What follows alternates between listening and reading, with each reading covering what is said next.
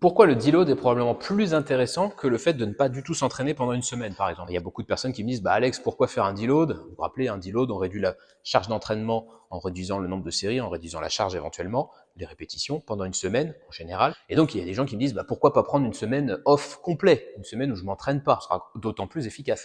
Pas forcément. Pourquoi? Pour deux grandes raisons. La première, elle est plutôt d'ordre physiologique ou technique, c'est qu'en continuant à vous entraîner même à charge réduite, et peut-être d'ailleurs à plus forte raison à charge réduite, vous allez continuer à travailler sur la technique. C'est un aspect que beaucoup de gens négligent. Il y a beaucoup de gens qui pensent que la technique, en fait, elle est stabilisée, un peu comme le vélo. Vous savez, on a appris une fois la technique, puis après ça reste, et puis ça reste à vie, même si on arrête de s'entraîner. C'est pas vrai.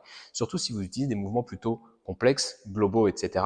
Vous avez une grosse composante technique. Donc vous allez entretenir ça. Donc en fait, vous allez continuer à progresser sur ce point-là. Le deuxième grand aspect, c'est plutôt sur la sphère psychologique, puisque vous allez rester sur une structure d'entraînement plutôt que de rester à rien faire. Et vous savez, il y a des gens qui fonctionnent un peu avec le mode foutu pour foutu. Donc s'ils s'arrêtent complètement de s'entraîner pendant une semaine, il y a le risque que ça dégringole aussi sur le reste. Donc sur l'aspect nutritionnel, sur l'aspect sommeil, sur l'aspect gestion du stress. Donc le fait de rester en fait sur les rails, même si c'est à vitesse réduite, ça permet de garder le cap vers son objectif, tout simplement. C'est probablement pour ces deux grandes raisons qu'on peut penser que le deload est supérieur au fait de ne rien faire du tout pendant une semaine si on souhaite récupérer de la fatigue qui s'est accumulée durant le méso. Si vous voulez en savoir plus, sachez que j'ai fait un petit module de formation sur l'agencement des mésocycles. Je parle du deload, du pourquoi, du comment, etc., etc.